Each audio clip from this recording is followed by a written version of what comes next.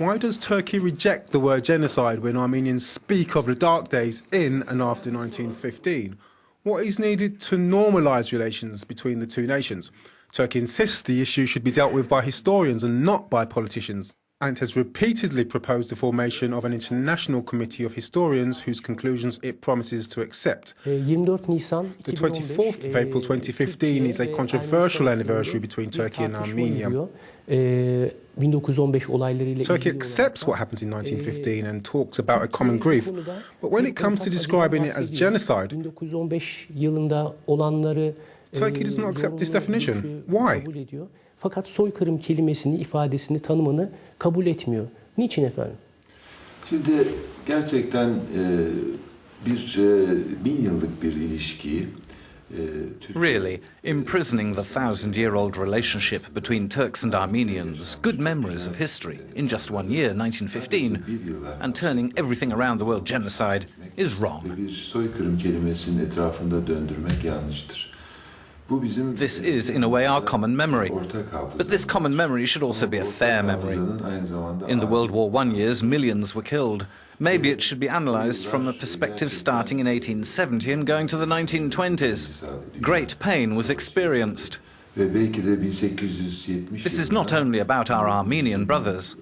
In this atmosphere, Turks also suffered, as well as the Kurds. Many people suffered in this region. When we look at things from this perspective, the Ottoman archives are wide open and were not opened yesterday. This process started during the time of the late President Özal. All archives have been open for 20 years.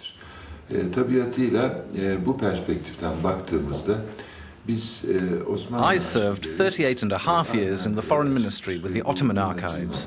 Our archives in Paris, London and Berlin, all the archives of the Foreign Ministry. I'm a person who knows closely how carefully these documents have been analysed and what conclusions have been drawn. Nowhere did we see any order or intention to commit genocide. That's why we're against this terminology.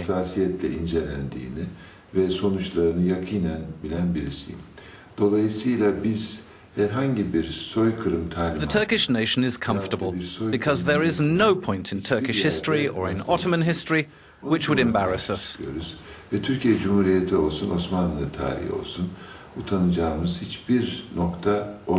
We say historical incidents should not be used as political tools. Politicians cannot make decisions about historical events. I think you referred to the decision of the European Parliament and decisions of other parliaments, the Austrian Parliament, for example. The European Parliament accepted a decision. They took another decision earlier. In 1987, after the European Parliament took a similar decision, the groups who supported this decision took it to the European Court of Justice to add a legal dimension to it.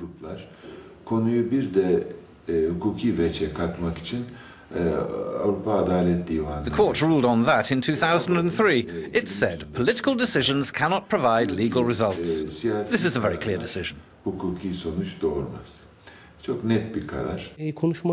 the beginning of your speech, you mentioned historians. This is the main thesis of Turkey, leaving the matter to the historians. But in Armenia, it is said that if we leave this to the historians, they will not act freely.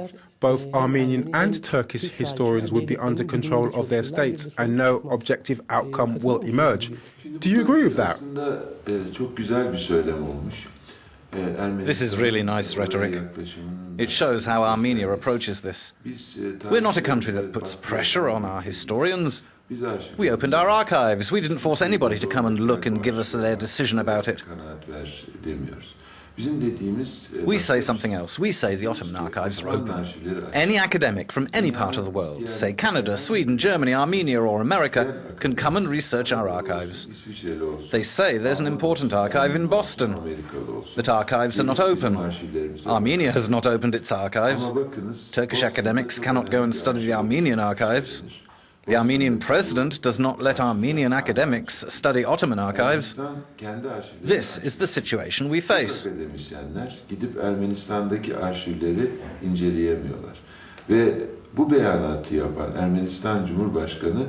Therefore, we say, any academic can come and we can establish a commission of historians. Let historians make the decision.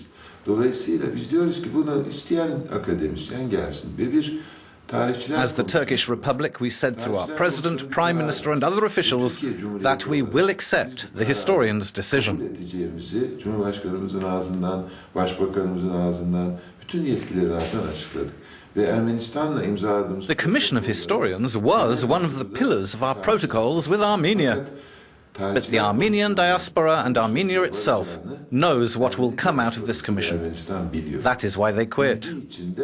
2009'da protokoller imzalandı. In 2009, the protocols were signed and a normalization process started. But at that time, the Nagorno-Karabakh issue changed the equation.